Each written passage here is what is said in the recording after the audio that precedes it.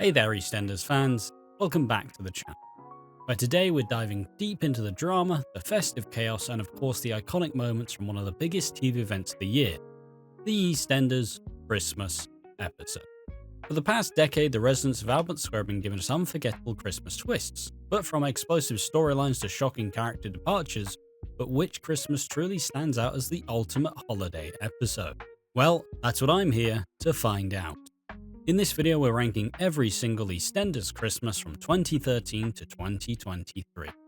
The highs, the lows, and all the drama in between, from bitter family feuds to surprise returns, EastEnders knows how to deliver a Christmas like no other. But not all Christmases are created equal, right? So I'm going to break down each special, judging everything from the emotional punches to the jaw-dropping surprises, and everything in between. Whether you're Team Christmas Eve drama or you live for the big Christmas Day reveal, by the end of this video, you'll know which festive special takes the crown as the most memorable of the last decade. So grab your mince pies, settle in with a hot cup of tea, or mulled wine if you're feeling festive, and let's get started. Who's ready for a little bit of Walford holiday magic? Before we start, I'll simply ask you to like the video, comment, and subscribe for more video essays. I'm Ash from Watching Walford, and today I'm going to be ranking every EastEnders Christmas from 2013 to 2023. From worst to best.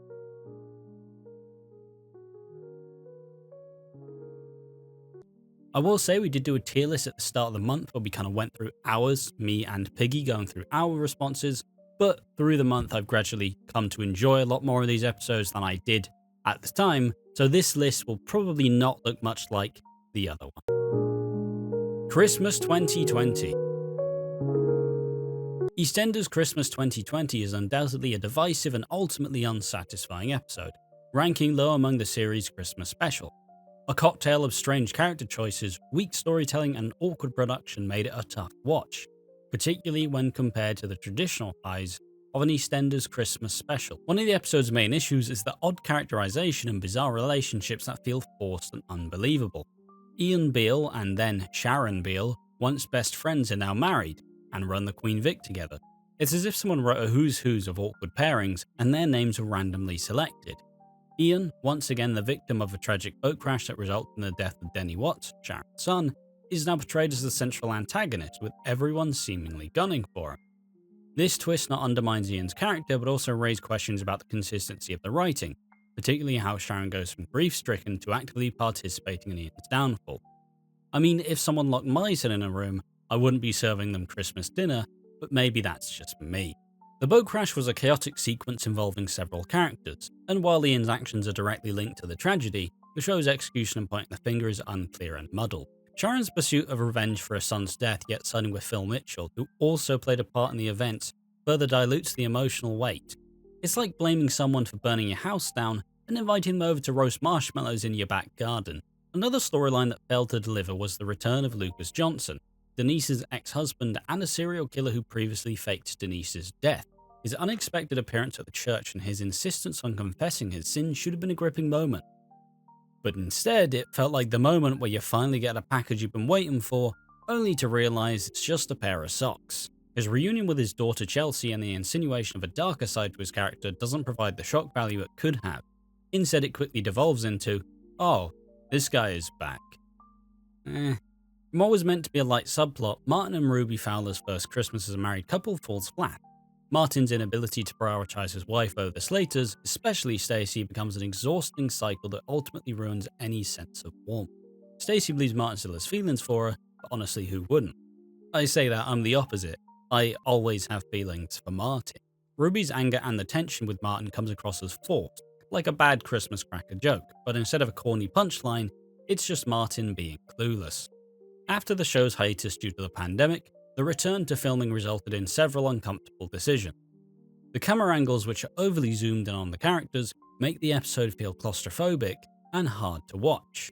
Watching this episode felt like being in a Zoom meeting where you're accidentally center of attention and you don't know how to lead.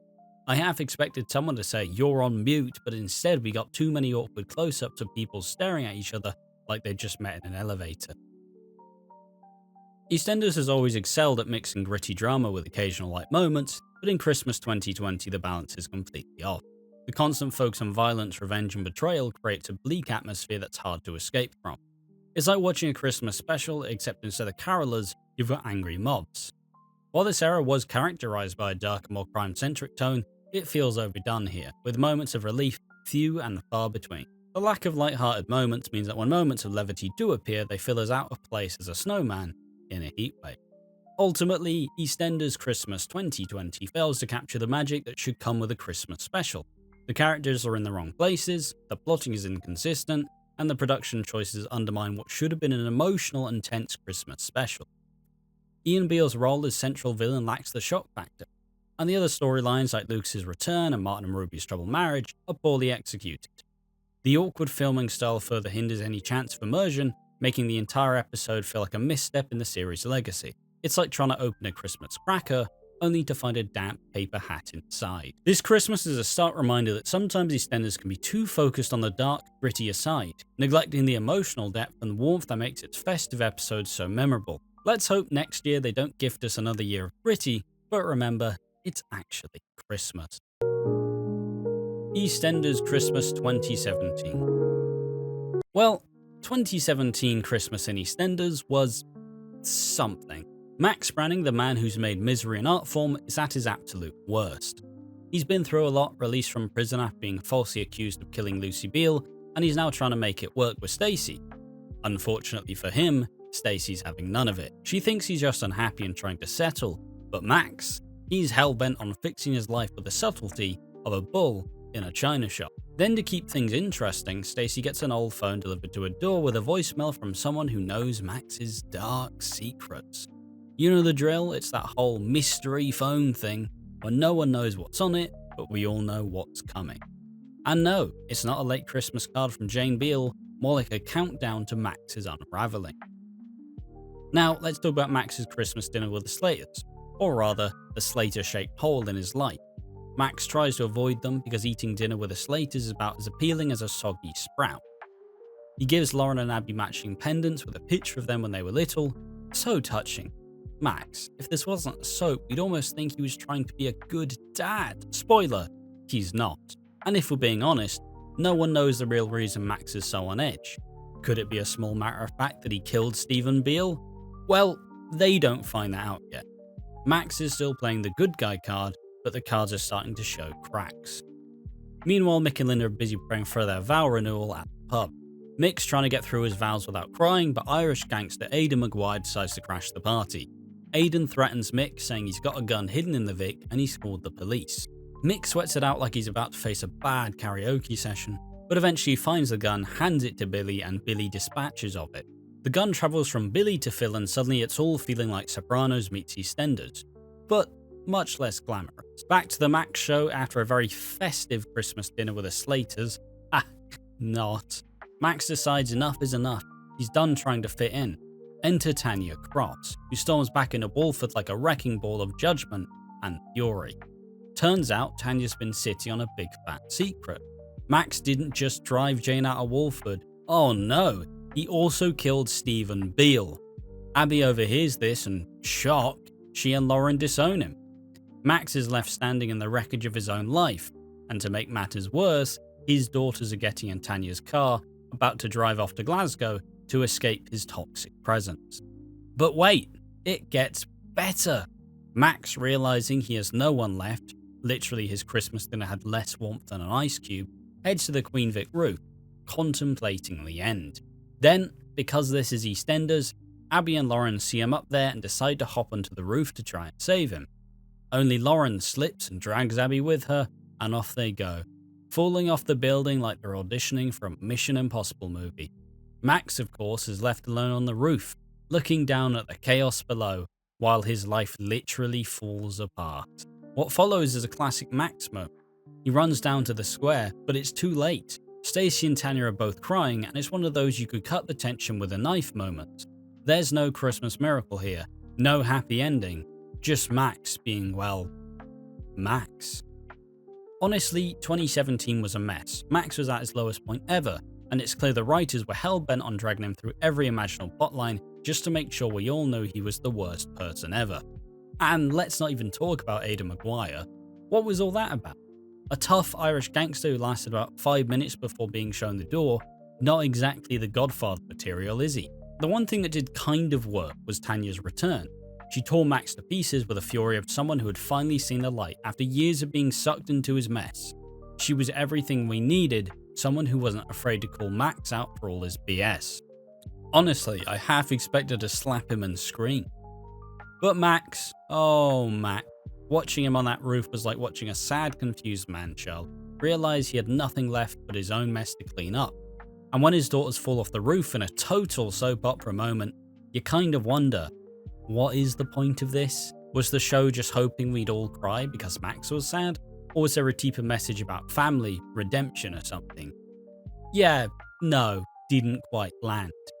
It's hard to look back on this era of EastEnders without feeling like it was one big relentless cycle of characters being run into the ground for the sake of drama. Abby and Lauren's tragic end, the pointless deaths of Ronnie and Roxy, and the utter disaster of Max's character arc, it felt like the show decided everyone needed to hit rock bottom, and instead of digging their way out, they just kept digging until they hit shine. This Christmas wasn't festive, it wasn't joyful, it was like the EastEnders equivalent of a fruitcake, dry, heavy, and full of weirdly dark ingredients. The show at this point was caught in a cycle of misery, and if this is your idea of drama, then sure, EastEnders nailed it. But for me, I felt it missed an opportunity for something more interesting that was just watching Max destroy everything in its path. I'll admit, at this point in the Christmas 2017 storyline, Abby isn't actually dead, though you wouldn't know it from the way the show's treating her. But honestly, her fate was already sealed, and this whole arc feels another little lovely bow tie on top of the shit cake that EastEnders served to its fans that year. Why? Because it's the perfect metaphor for how the show decided to kill off so many characters who had so much untapped potential. And let's not forget the cherry on top.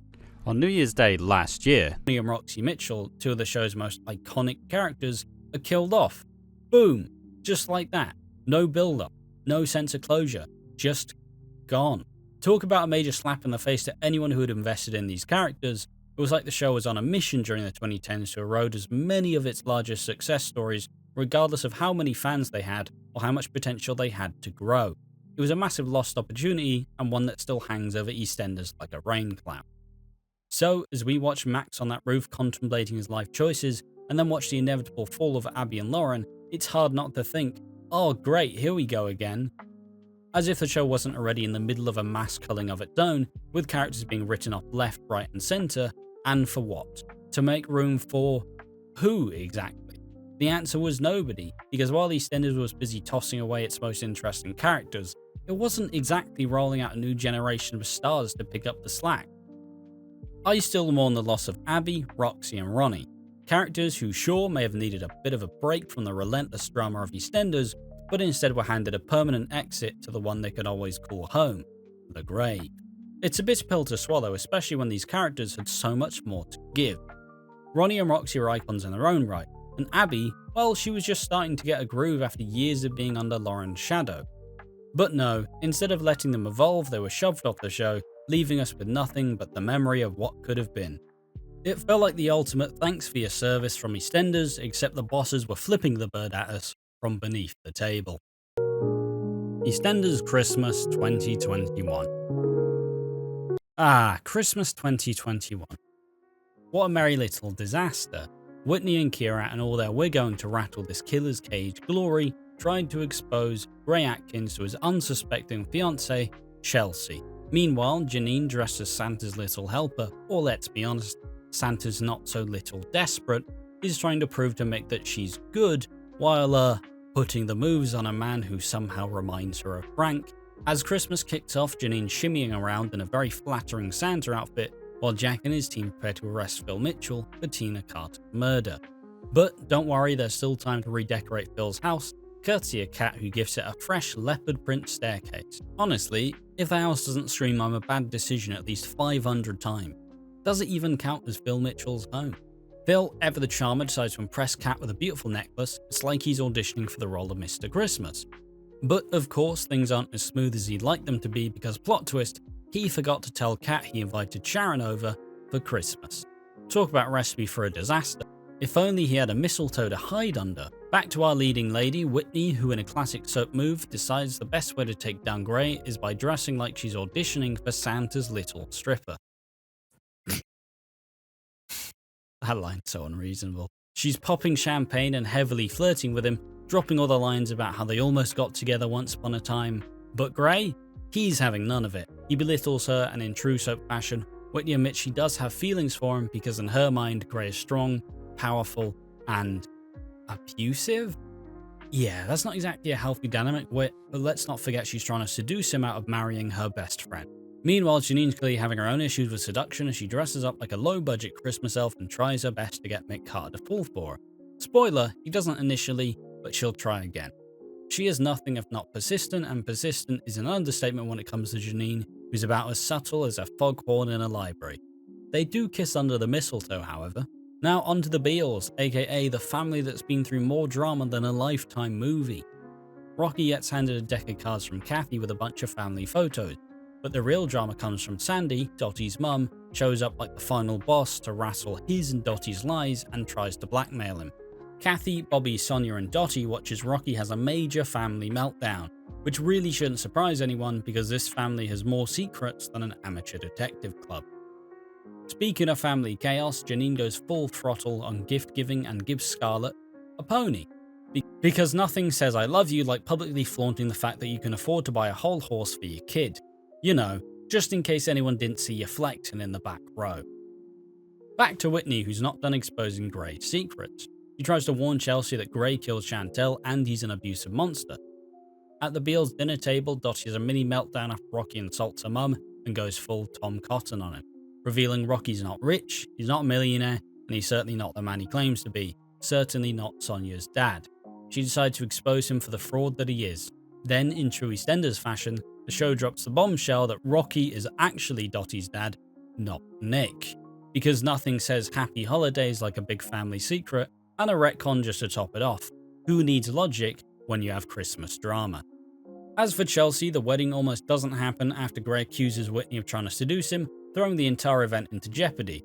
But, in true soap fashion, Gray and Chelsea do get married anyways, because who doesn't want to start their marriage with a whole lot of unresolved trauma and an abusive husband?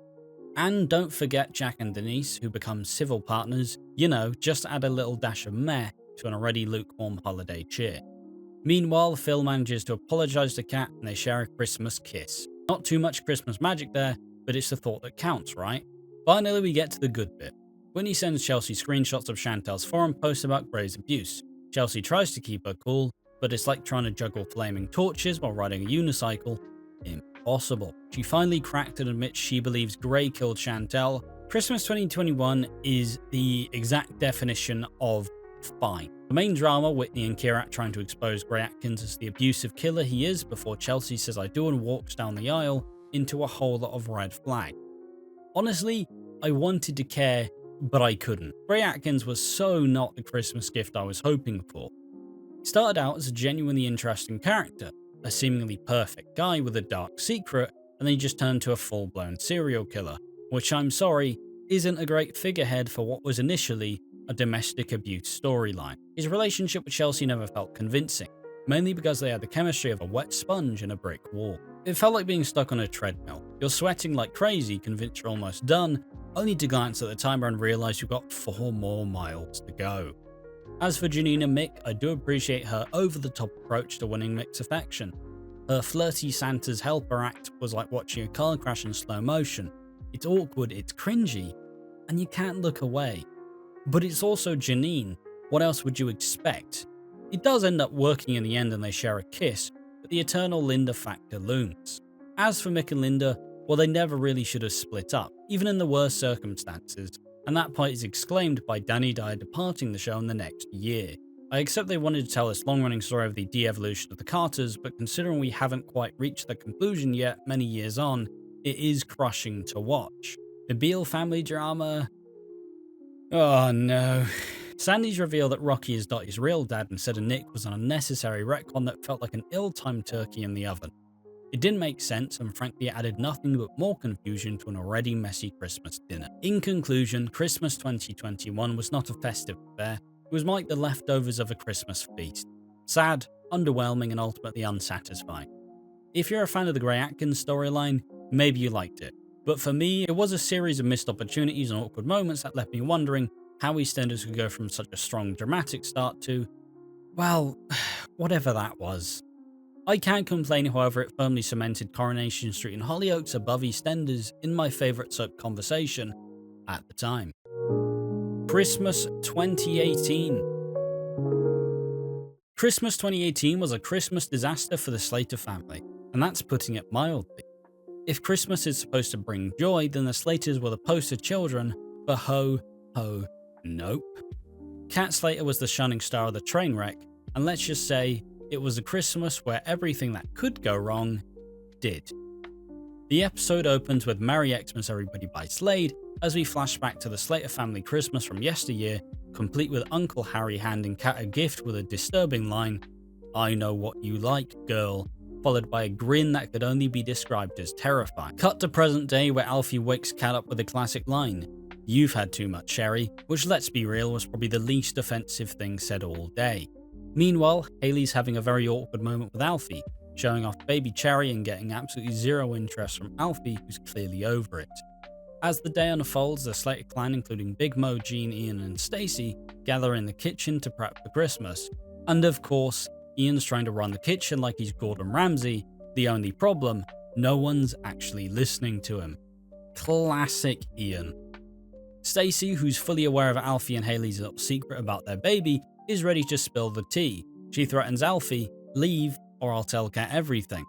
Obviously Alfie chooses option B, which only leads to more drama because Stacey, Hayley, Tiffany and Whitney are prepping for the Mean Girls routine in their Santa's helpers outfits. They head to the Queen Vic for some karaoke, which turns into an impromptu showdown. Linda, playing Mrs. Claus in full festive spirit, sends Father Christmas Mick after Stuart. And after a pint poured down Stuart's trousers, Mick and Linda manage to send him packing. Cue Phil and Rainey singing Fairy Tale in New York in what can only be described as karaoke chaos.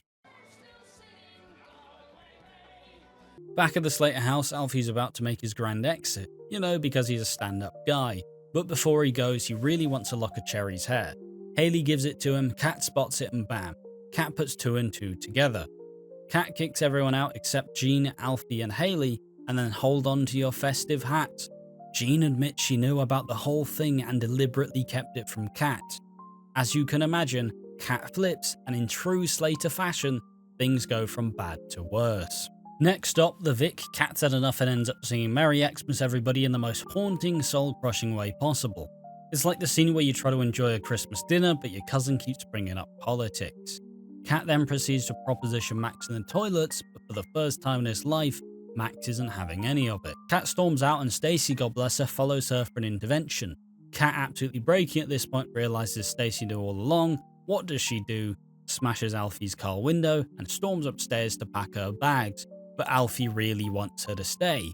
The audacity. Alfie, the ever-charming man, insists he was her man in the moon. The dreamy, fun-loving Alfie we all loved, except now he's a cold, manipulative con man who thinks gaslighting Cat is a fun Christmas game. And then comes the line that made everyone want to throw their TV out the window. Cat says, "You think I was to blame for what happened to Harry, don't you?" And Alfie screams, "Yes, I do." Ooh. Let's just say this was the point where I wanted to crawl into a blanket fort and pretend I didn't hear it.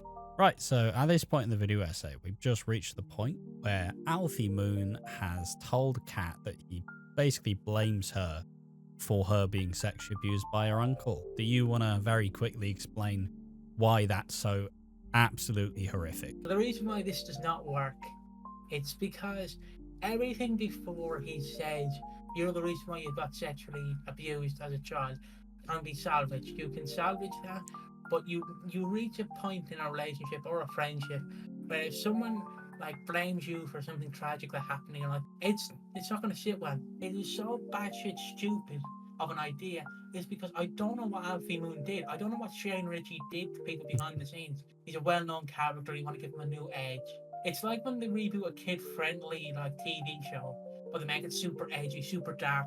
But that's the problem. It doesn't work. This reboot does not work. And the payoff, there is no payoff, because he literally falls down the stairs, and then by January 2019, he's gone.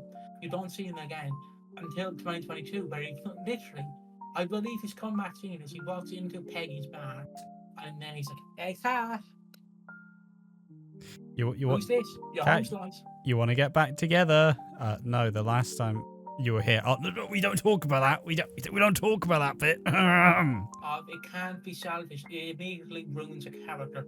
It's the only other example I can give, and Ash can keep this in if he wants. It's like the idea they had for Ross Kemp's character Grant in EastEnders in like '98, where he was going to rape his girlfriend Tiffany Mitchell on Christmas Day, and Ross Kemp generally looked at them and went, "Fuck off! I'm not doing that. You do that, I'm walking." And they went, "Oh, okay," because that's the only comparison I can give. Because that literally, no one would remember Grant fondly if they did that. Because the only other reason I can say that is that's like them. So they do that, and then he say Grant fucks off, and then comes back like 3 years later, and he does what Alfie did, where he's going up to Tiffany like, "Hey, friend." It's like, no, babe, no. So yeah, that's my brief appearance. I want to say thank you for having me. Gardav is the perfect analogy where it takes a character who's so fondly thought of, and then you make him do something despicable, so therefore it just kind of kills the momentum entirely. They've been pushing that boulder up the hill the entire time. For so long, they've been pushing the boulder up the hill, being like, Alfie and Kat are forever their soulmates. And then you say something which just makes the boulder firmly fly back down that hill. And it is just unforgivable. Then, as if this holiday needed any more chaos, Hayley storms in and warns Alfie to back off. Alfie, being his charming self, says, "What are you gonna do, Hayley?" before Hayley pushes him down the stairs in a move that can only be described as an act of pure Slater rage. And the best part? He smacks his head on a random log. Christmas 2018 was my first Christmas back watching EastEnders. I recently started a retail job and dove headfirst into the Slater chaos, which had me hooked right away. Kat and Alfie had always been my favourite dynamic, and I was intrigued by Hayley's tragic backstory and her relationship with Jean. But man, by the time we got to Christmas 2018, I was feeling like I just sat through a 5-course meal, only to realise I was still hungry for something that made sense. The main event of the year was obviously Kat discovering that Alfie was the father of Hayley's baby Cherry. Alfie, being the emotional rock he used to be, is now as cold as a leftover turkey on Boxing Day. He's no longer the cheeky chappy we loved, but a manipulative conman who has no problem gaslighting Kat into thinking she's the one at fault for everything that's gone wrong in their relationship. And then, of course, we get Kat's somber performance singing Merry Christmas Everybody at the Vic, which felt like watching someone slowly unravel in front of you. So here it is, Merry Christmas. Seriously, if there was a Christmas award for most depressing karaoke, Kat would have won it hands down. It's the type of performance that makes you rethink every family argument you've ever had. But let's talk about Alfie, because honestly, I just don't know how this version of Alfie got to the point where he was this much of a tool. The guy who wanted to take away Kat's pain is now yelling at her, blaming her for his own screw-ups, and then getting shoved down a flight of stairs. He's an absolute shadow of the character we once adored. If 2018 was the final nail in the coffin of Kat and Alfie, it was a very sharp nail. For all the chaos though, EastEnders managed to capture a rare thing, the true messiness of life. No happy endings here, just broken hearts and a whole lot of questionable decisions.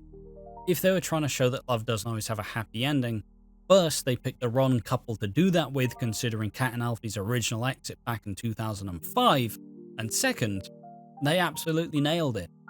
But good grief, this was not the Christmas anyone needed. To say good riddance to 2018 is an understatement. It was a holiday special full of family drama, betrayal, and enough emotional baggage to fill an entire airport terminal. And honestly, I'm still not sure if I'll ever fully recover to what they did to Kat and Alfie. EastEnders Christmas 2016. Christmas 2016 was a festive mishmash of emotions. From the absurdly jolly to the depressingly bleak, topped off with a heaping spoonful of awkward.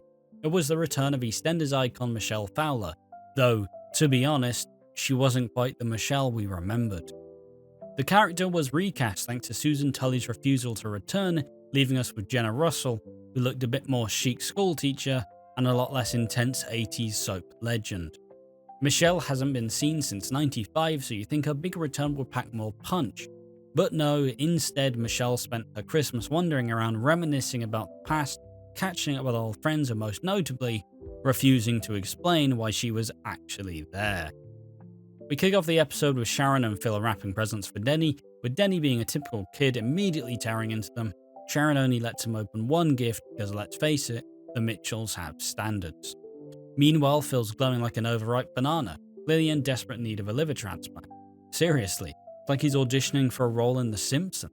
Dot's had a rotten Christmas, and her only friend Dave the cat knocks a photo of Ethel off the side, and for his special finale, taking a poo in the living room. Nothing screams Christmas like cat poo and old photos. Next we're back with the Carters and Aunt Baby's draped in a tacky ducky robe. She insists she cooked, but Mick decides Whitney can cook Christmas dinner, because at least someone has to. Mick's first Christmas without Linda, she's taking care of her mum, Elaine, is shaping up to be less festive cheer and more Christmas catastrophe. Meanwhile, Sonia's ringing Bex to brag about her posh Christmas, which of course sends Stacey into a full meltdown. She slams her laptop shut like it's a 2007 Facebook inbox. Then there's Ben, who's definitely not in the mood for Christmas. He knows this could very well be Phil's last holiday, so he does the only logical thing. He leaves and spends his day with the Beals, because, you know, family comes first. Meanwhile, the Beals are having their own version of a non-traditional Christmas, with everything reminding them of Bobby, and Ian's trying to hold it together like a dad who's realised he forgot to buy the turkey. But wait! Ian discovers Michelle's in town, so of course he heads straight to the Slaters to catch up with his old friend. Stacey's been gifted a massive turkey. She thinks it's from Ian, except plot twist, it's from someone else. Then cut to a mysterious figure in the car outside. It's as if they're trying to create some sort of intrigue and a storyline that mostly involves people staring at their phones. Ian, who's looking like he might eat his own weight in Christmas pudding, gets a gift from Lucy. And of course, it's a Christmas pudding with a note that reads ominously, from Lucy. Kathy's trying to make a Christmas meal and can't stop drinking wine. In fact, Kathy's whole 2016 vibe could be summed up as, Merry Christmas, now pass me the gin. Back to the Mitchells, everyone's celebrating because hey, Phil might get a liver transplant, but the excitement is really just the calm before the storm.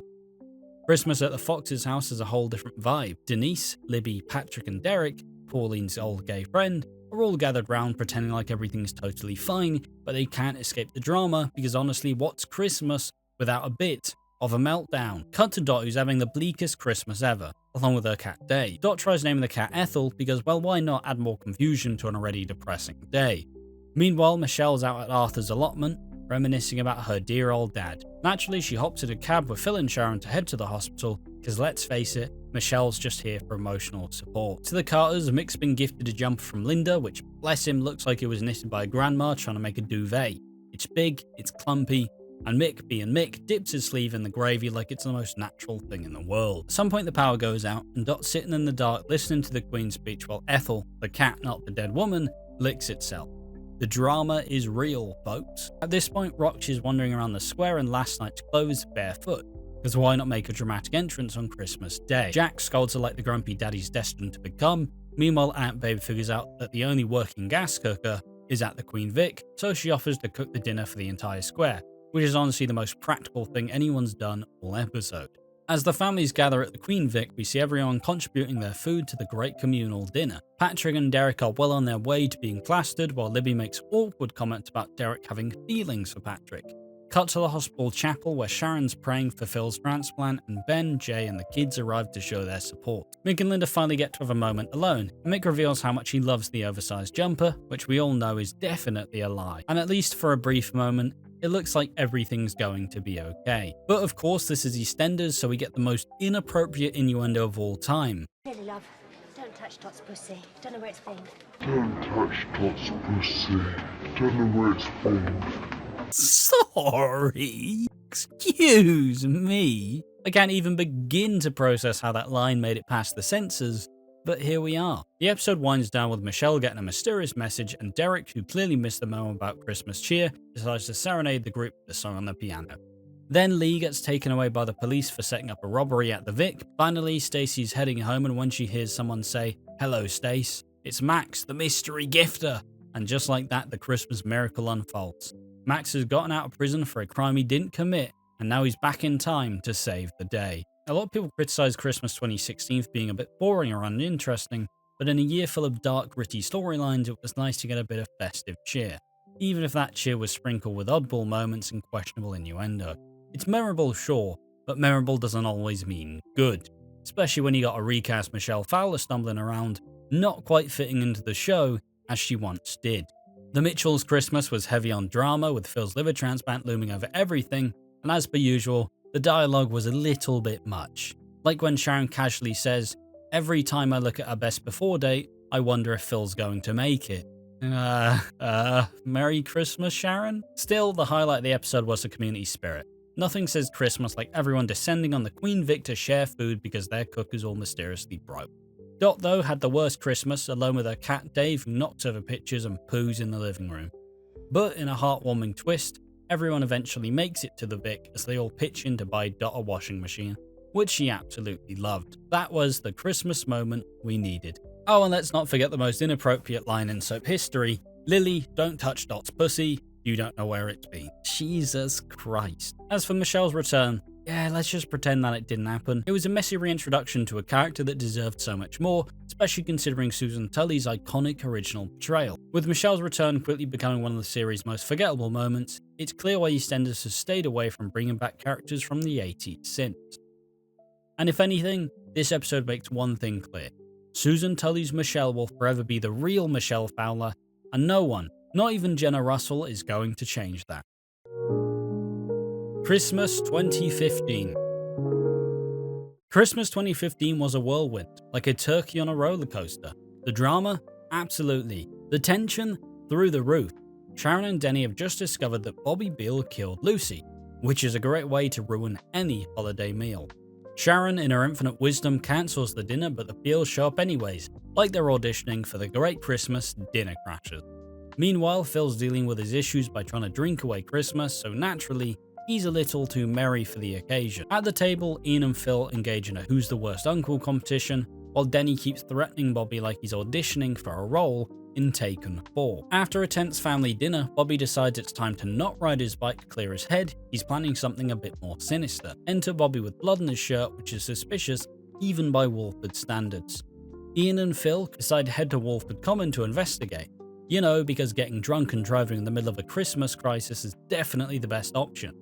Phil swerves to avoid a roadwork sign, almost taking out half of Walford, and then boom, crashes into a curb, sending Denny flying out of a car like an inflatable Christmas decoration. Phil and Ian are fine. I mean, it's Phil Mitchell, he's basically indestructible, but poor Denny's out cold. When Ian finds Phil's hip flask, it's like finding the Grinch under the tree. Nothing good is coming from this. He's carted off to hospital and Sharon's on the warpath, threatening Ian and Jane like she's got a direct line to the police station. Meanwhile, Mick's trying to save his marriage by surprising Linda with a wedding dress. Everyone thinks he's gone full dad joke, but Linda loves it. She's just shocked, which is probably the most realistic reaction to a Christmas wedding dress. Meanwhile, the Kazimis and the Fowlers head to Stacey's to see baby Arthur. Not exactly a festive visit considering Shabnam's baby boy Zaire was still born in August. Awkward doesn't even begin to cover it. Shabnam starts suspecting that baby Arthur might be Cush's and not Martin, while Stacey, stuck in postpartum psychosis, is about as present as a Christmas card that never got sent. It's a touching scene in the most tragic way possible, as they are both trying their best to hang on, but they are just very much on the edge of what you can manage. And speaking of tragic, Ronnie's got a little Christmas surprise of her own. Jack's back, but Ronnie's too busy locking Vincent in the car boot to notice. The car is set to be crushed, meanwhile Vincent's having a spa day in the trunk, wondering where his Christmas miracle is. But plot twist, Ronnie's got the wrong man in the car, and it's actually Fat Boy Arthur Chubb. The poor guy's about to become the least festive ornament of all, a pancake. His exit was as random as it was brutal. No build-up, no warning, just a heartbreaking end for a character who made us laugh, cry, and laugh while crying. Back at the hospital, Phil's continuing to drink like it's Christmas tradition, and Denny's machines are beeping like they're trying to cancel Christmas. Sharon's screaming, and you're sitting there like, oh, this is why I love Christmas so. Phil looks guilty, but he's still a Mitchell, so he doesn't care. He'll keep drinking, until he doesn't. Christmas 2015 was one of those middling episodes. Not awful, not amazing, just a holiday special that tried really hard to be a roller coaster and ended up more like a kid's ride at the fair. It's hot off the heels of the Who Killed Lucy Beale drama, and everyone's still trying to wrap their heads around Bobby being the killer, because of course, that's what Christmas needs.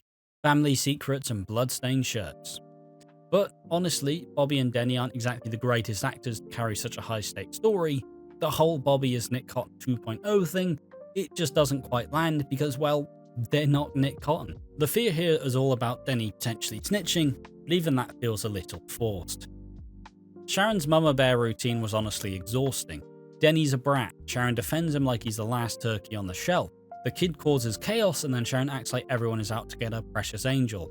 We get it, Sharon, he's your miracle child, but also, he's kind of a knobhead. This episode is basically an extended tantrum that sees Denny go flying through the car window because nothing says Christmas miracle like your kid getting ejected from a car like a poorly packed suitcase. As for the fat boy exit, that one stung. He may have been comic relief, but he was one of the more grounded characters. The fact that he was killed off without a moment's notice is genuinely heartbreaking. Honestly, I didn't need Fat Boy back on my screen, but I didn't need him dead either.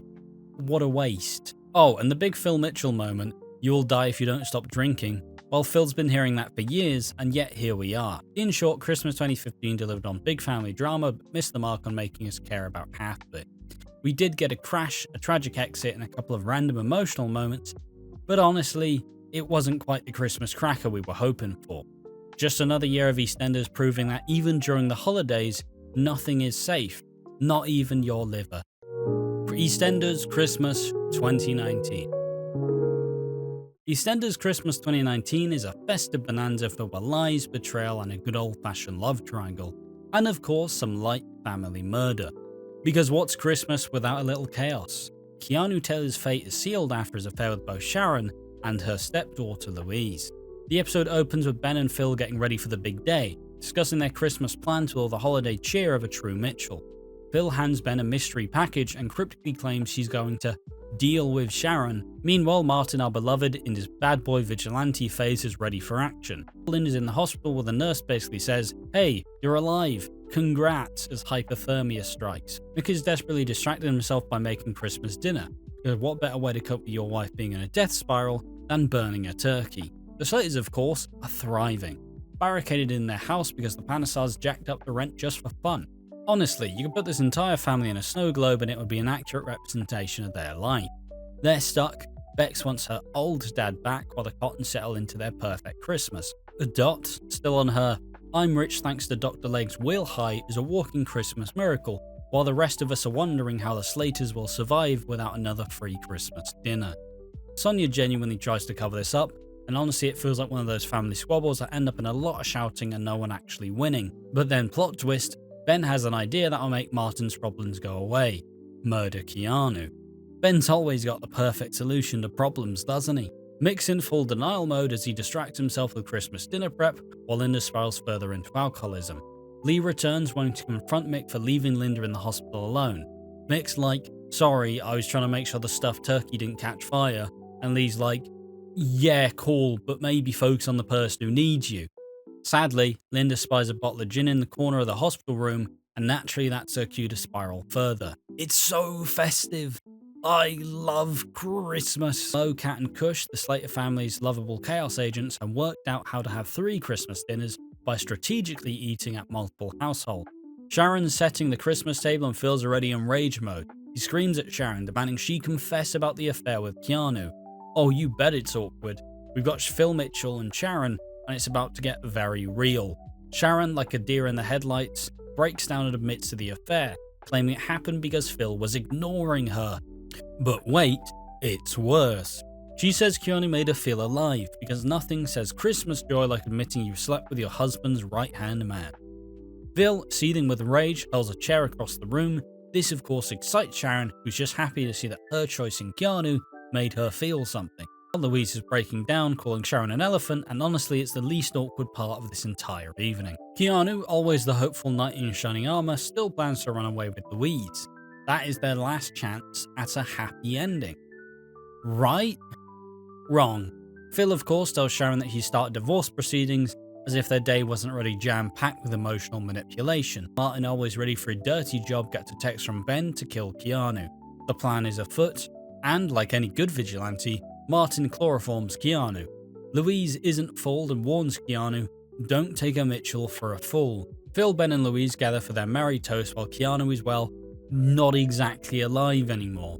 In a moment of holiday cheer, we hear a gunshot ring through an abandoned building. Definitely not the sound of a Christmas cracker, that's for sure.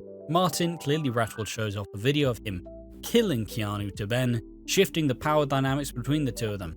It's rich, as Ben never meant to kill Heather, so Martin now has all the power. And some poignant foreshadowing, Stay Another Day plays in the background as Louise, Ben and Phil toast to their happy family, while Martin, full of regret, burns his clothes in an attempt to erase his action. The emotional whiplash here could knock the stuffing out of anyone. What a Christmas episode. Christmas 2019 is the ultimate grittier EastEnders holiday episode. It's messy, it's chaotic, and dare I say it's probably one of the most fun Christmas episodes in recent memory.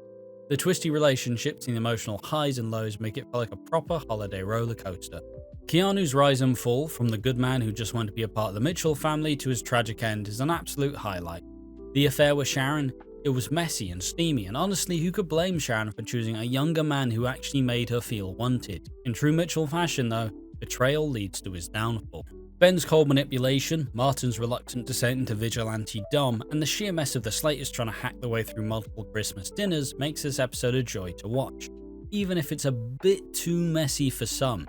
The humour, the emotion, the chaos all combine in a perfect storm of what EastEnders does best.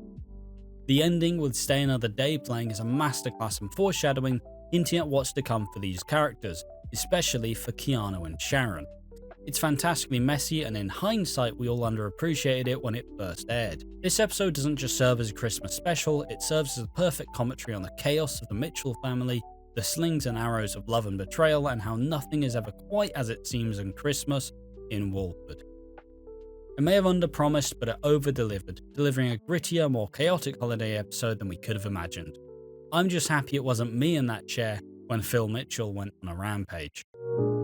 EastEnders Christmas 2022. So, here we are, the grand finale of Mick Carter's time on EastEnders. For an episode built around his exit, you'd expect an emotional roller coaster, but instead it feels like the writers got a little bit too enthusiastic with the soap opera tropes as they cram in every possible conflict, betrayal, and life-altering decision into one massive hour. And yes, there's a dinner scene where Shirley and Linda gang up on Janine's poor little daughter Scarlett. But let's start at the beginning of this dramatic, and at times downright ludicrous ride. Janine, who's built a kingdom out of lies and manipulation, is sitting pretty in a glass castle, which, if we're being honest, is probably made out of bad decisions and car wrecks. She staged a crash to make it look like Linda, the long-suffering alcoholic, endangered baby Annie's life. When in doubt, turn a car crash into a PR stunt, the whole thing is masterful in its sheer evil genius. Mick and Linda's relationship continues to be one giant soap opera cliffhanger. But it's no longer the will they or won't they suspense, now it's more like, can we get this over with so I can cry about it for a year? It's like they're trying to recreate their old magic, but someone spiked the punch. It's a mess.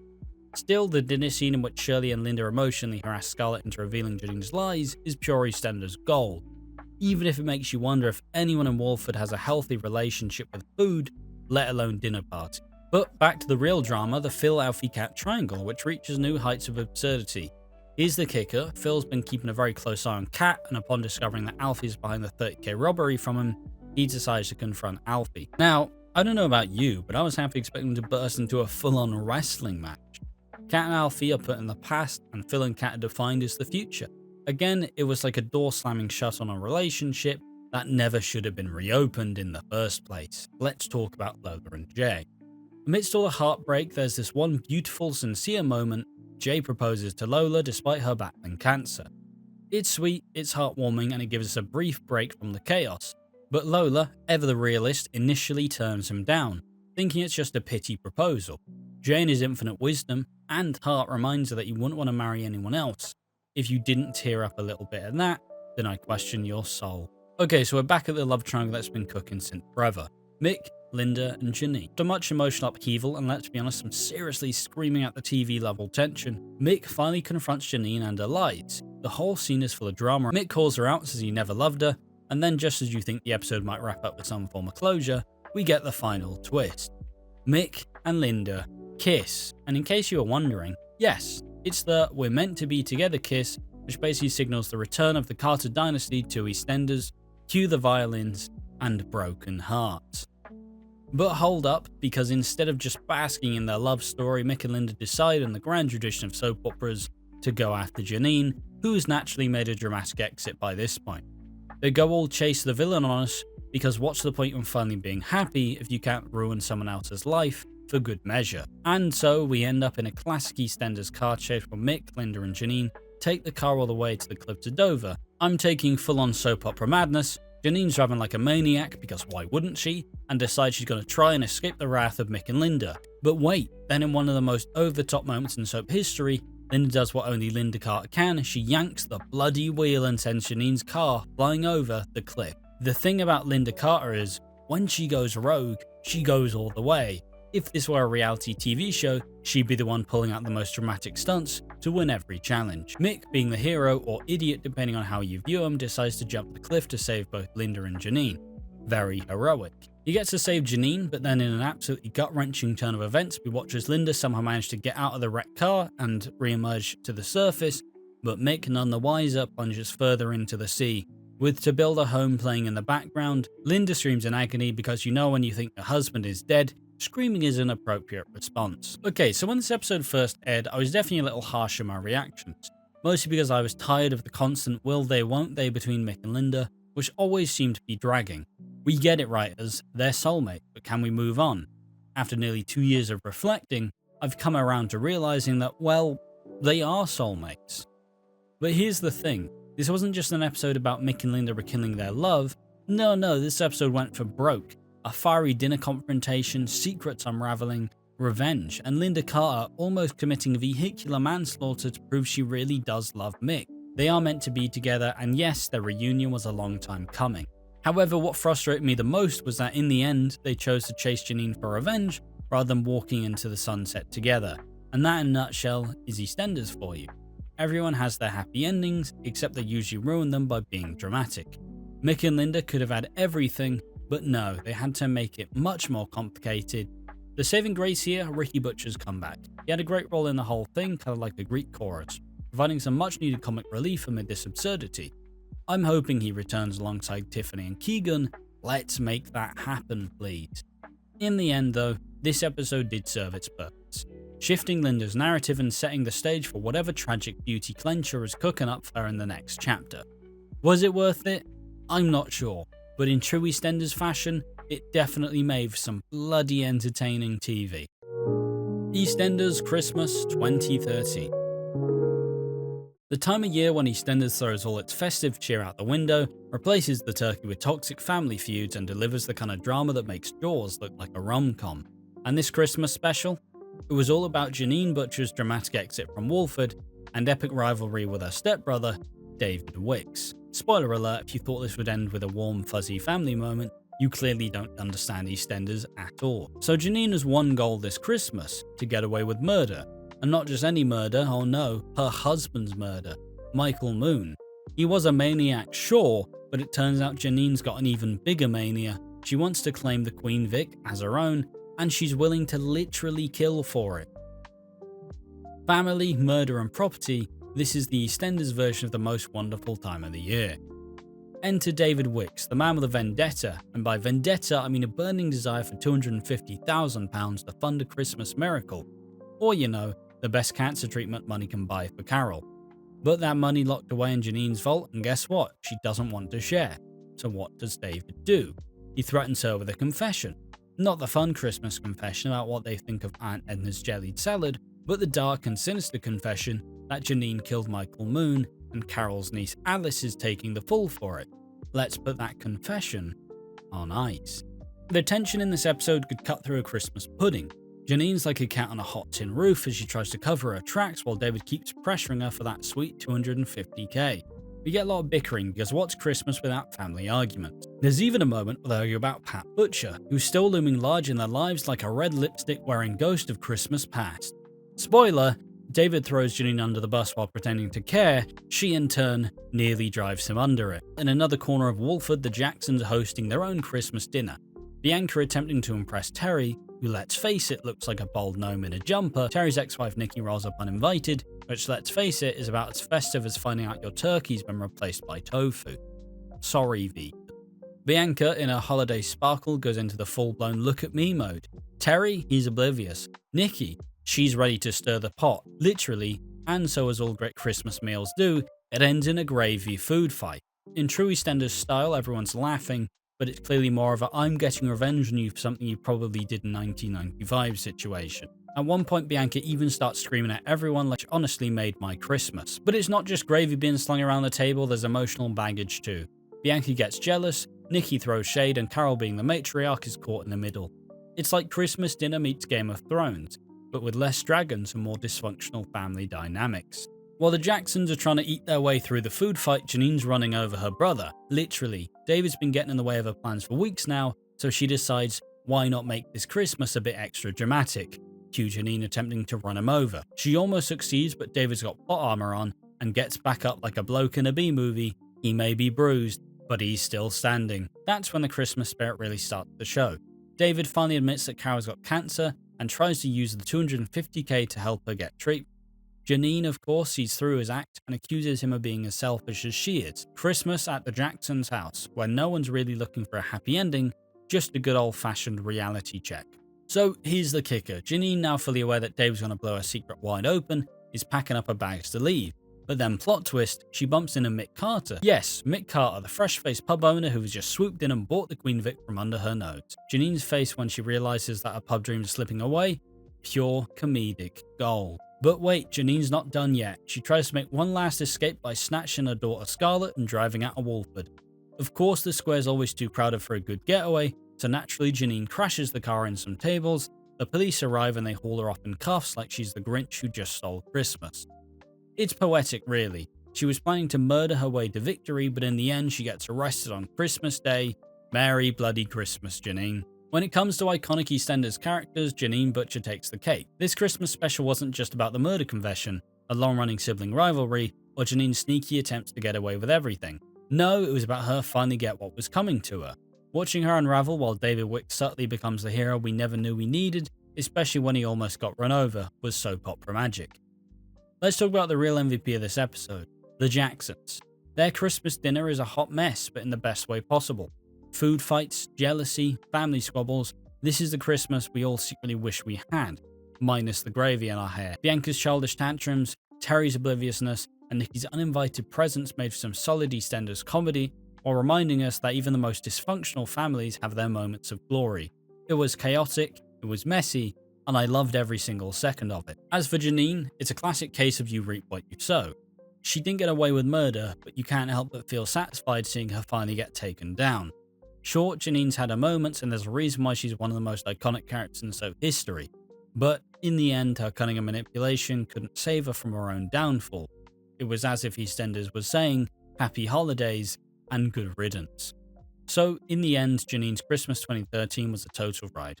Murder, mayhem, and a class of food fight that could rival the best of them.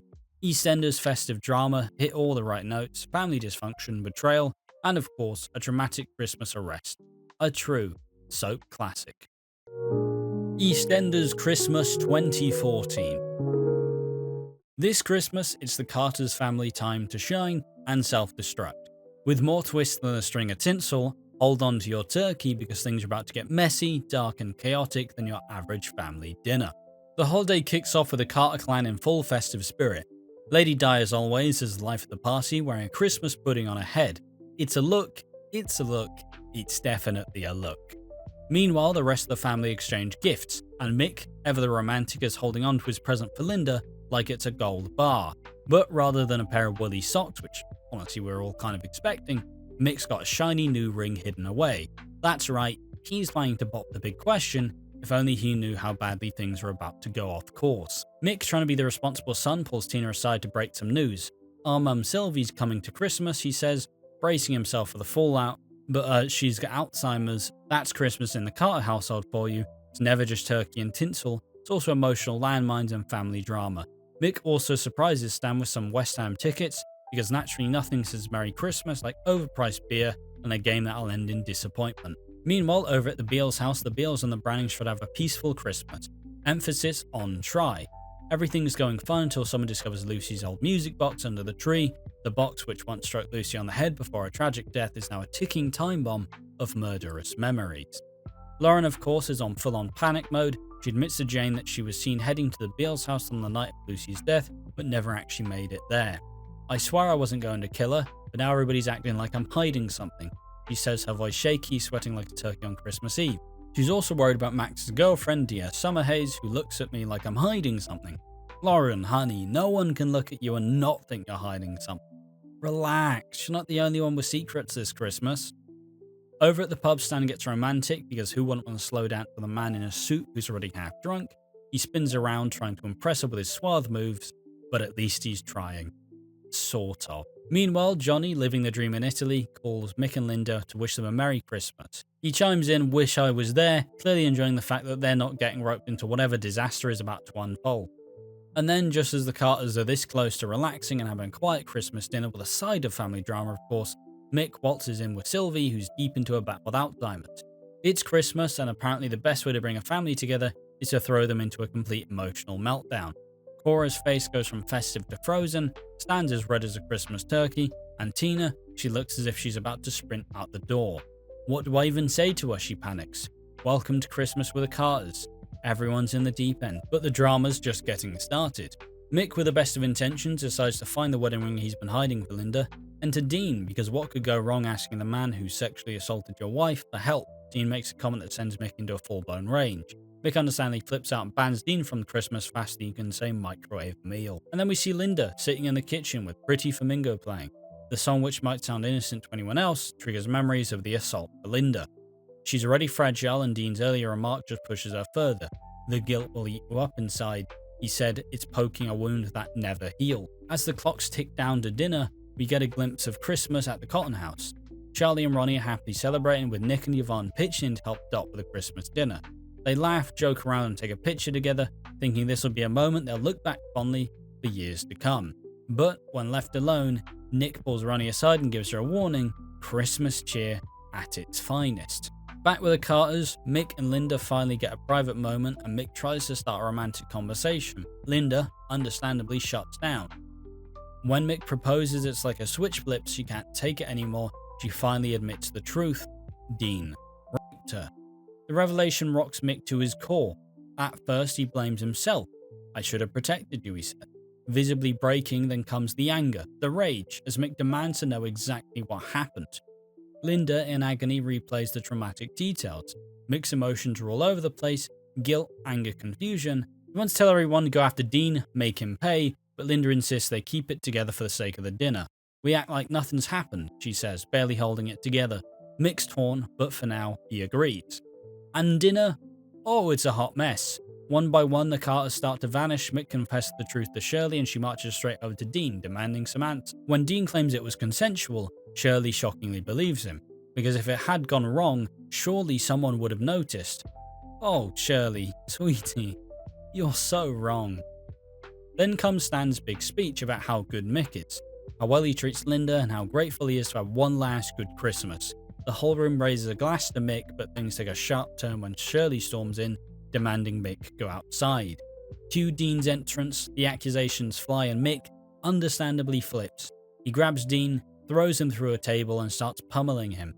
Shirley screams, "Mick, you're killing him." Then the real kicker: "He's your brother." And just like that, Mick's world comes crashing down. Not only has Dean assaulted his wife, but now he has to face the horrifying truth: his sister is actually his mother. Christmas 2014 marked the coming out party for the Carter family in EastEnders. Having been introduced in the previous year, the Carters firmly established themselves as central figures in Albert Square. Rich in character and dynamic storytelling potential, the family had been crafted to bolster Shirley Carter. Beyond her relationship with Phil Mitchell and Heather Trott, Shirley needed fresh interactions and deeper ties. Enter Mick Carter, Danny Dyer, and Linda Carter, Kelly Bright, who redefined the family dynamic. Linda in 2014 was markedly different from the Linda viewers know in 2023/2024. Back then, she was headstrong, overbearing, and often challenging to like, a far cry from the sympathetic character she would become. For a modern comparison, her early personality is mirrored in Harriet Thorpe's Elaine Peacock, who inherited many of Linda's initial negative traits. The pivotal year also brought Shirley's son Dean into the picture, as he integrated himself into the Carter family. But Dean's affections for Linda took a sinister turn, culminating in an abhorrent act that would forever alter their lives. Linda, burdened by guilt, shame and trauma, suffered in silence, while Dean claimed innocence, denying the horrific truth. On Christmas Day, Linda reached her breaking point, while Mick, oblivious to the full story, planned an elaborate proposal to Linda. She finally revealed the devastating truth. The Carter celebration of the engagement stood in stark contrast to the harrowing reality beneath the surface. The Carter celebration of the engagement stood in stark contrast to the harrowing reality beneath the surface. Though Danny Dyer might not have been the most technically polished actor, the on-screen chemistry between Mick and Linda, anchored in their deep connection, was undeniable. Their bond became the emotional core of the episode as they faced the ordeal together, even while the rest of the family remained blissfully unaware of the gravity of the situation. When Mick eventually confided in Shirley about what Dean had done to Linda, it triggered a climactic confrontation. Shirley confronted Dean, leading to one of the most iconic Christmas scenes in modern EastEnders history. Dean tried desperately to convince Mick of his innocence, but Mick, consumed by rage, threw him through a table. Shirley's anguished scream, "Stop, he's your brother," shattered the moment, adding layers of betrayal and heartbreak to the scene. The episode didn't just deliver drama, it reshaped the Carters' place in EastEnders. It revealed the truth about Mick's parentage, Shirley was his mother, not his sister, and set for the stage for years of emotional fallout, with Linda's trauma, Mick's discovery of his true family, and the betrayal by Shirley and Dean. The Carters faced their darkest hour. Though far from the festive cheer some viewers might expect from a Christmas episode, this storyline cemented the Carters as an integral part of Albert Square. Arguably the family's peak, and later storylines saw them fractured and at times underutilized outside of Mick and Linda's arcs.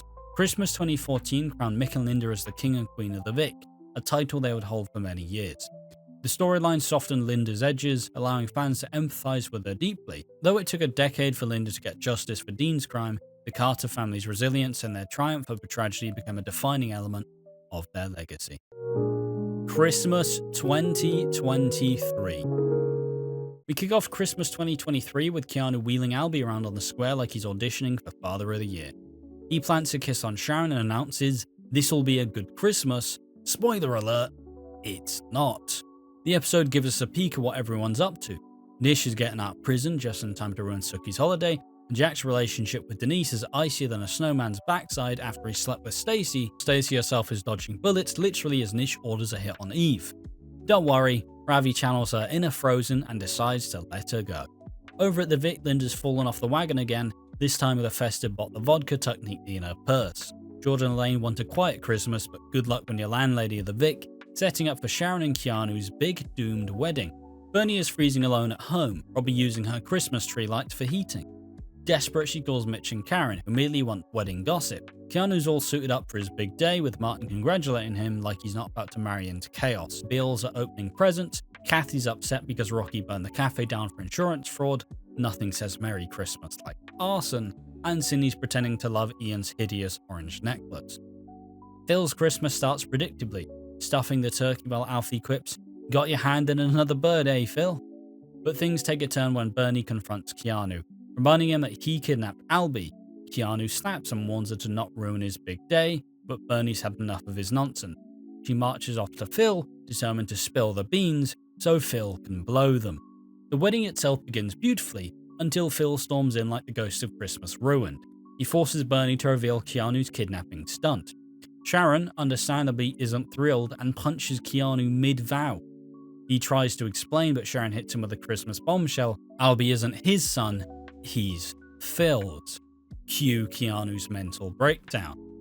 Meanwhile, Nish plays Scrooge back at the Palasar house, forcing Sookie into a tense family dinner.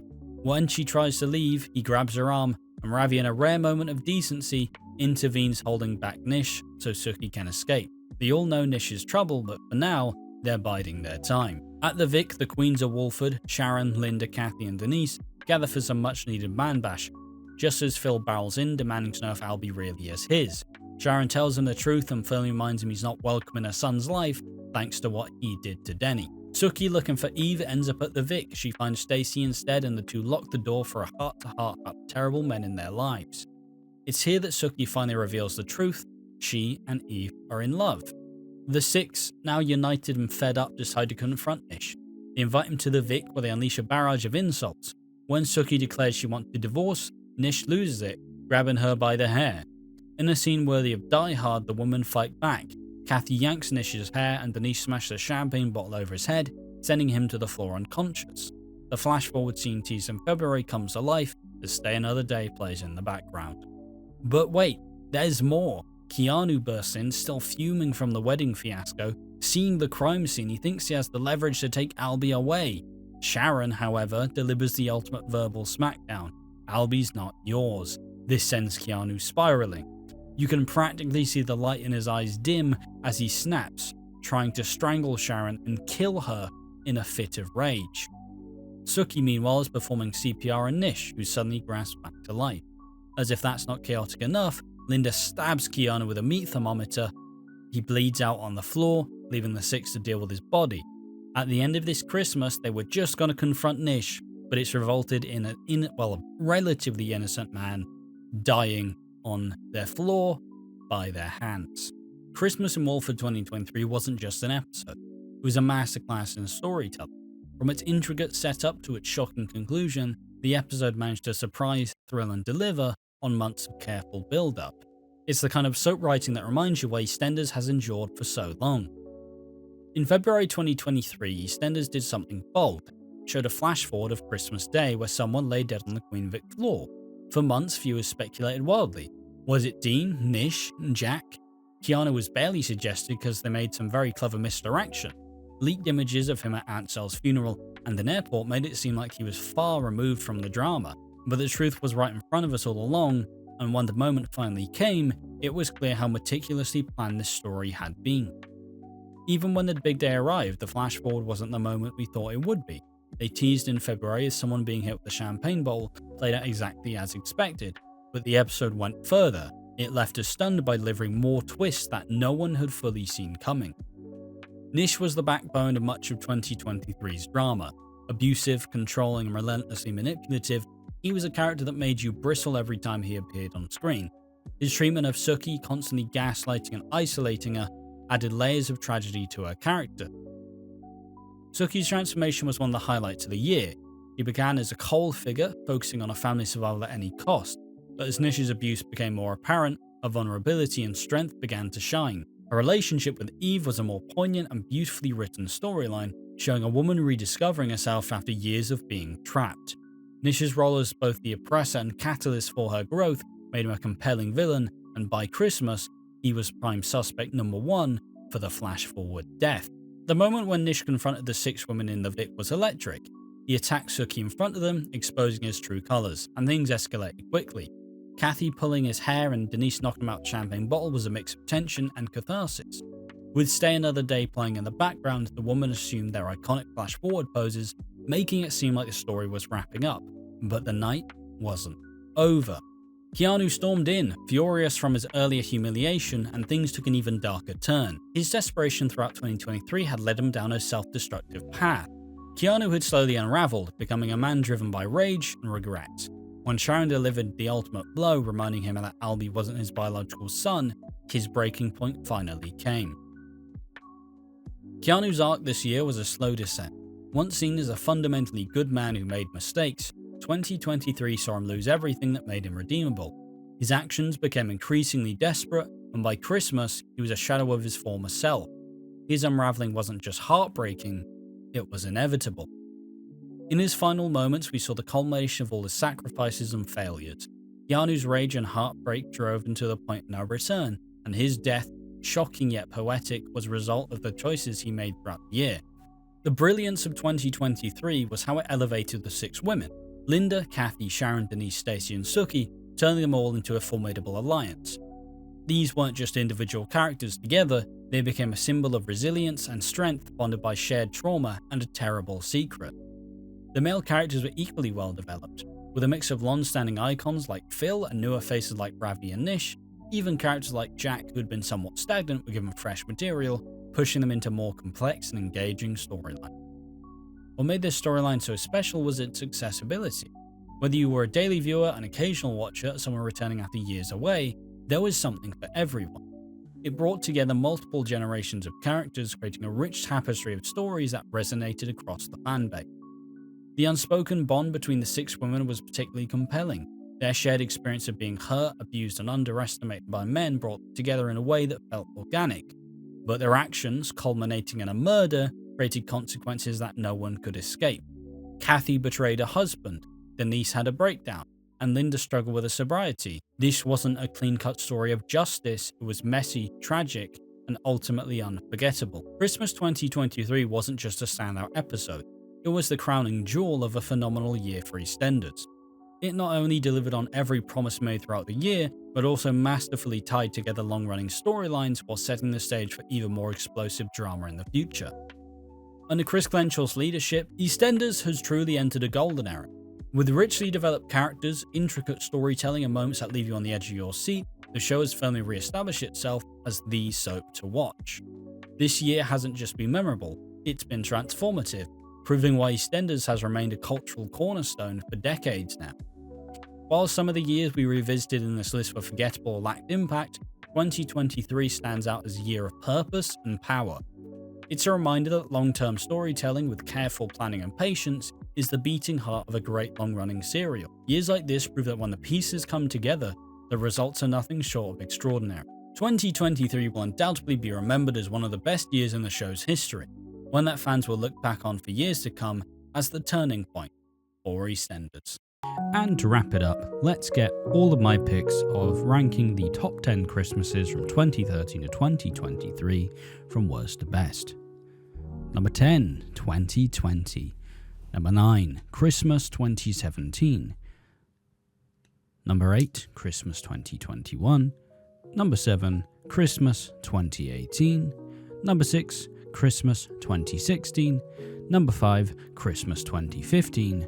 Number 4, Christmas 2019. Number 3, Christmas 2022. Number 2, Christmas 2013. Number 1, Christmas 2014.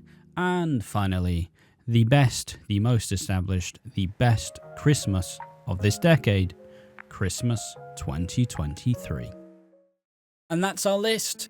Thanks for joining me on this rollercoaster journey throughout 10 years of EastEnders Christmas, chaos, heartbreak and unforgettable drama. From the moments that had us gasping in shock to the storylines that stuck with us long after the credits rolled. It's clear that Christmas in Albert Square is anything but tradition. They've mastered the art of blending festive cheer with jaw-dropping twists, and as we've seen, not every year hits the same high notes, but when they do, they really deliver.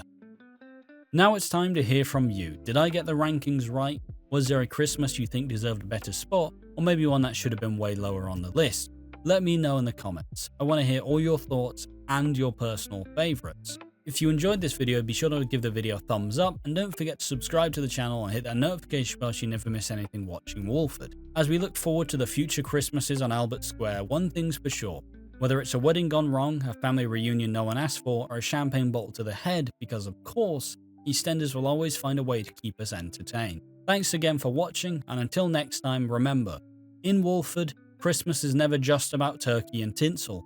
It's about secrets, scandal, and survival. Merry Christmas, everyone.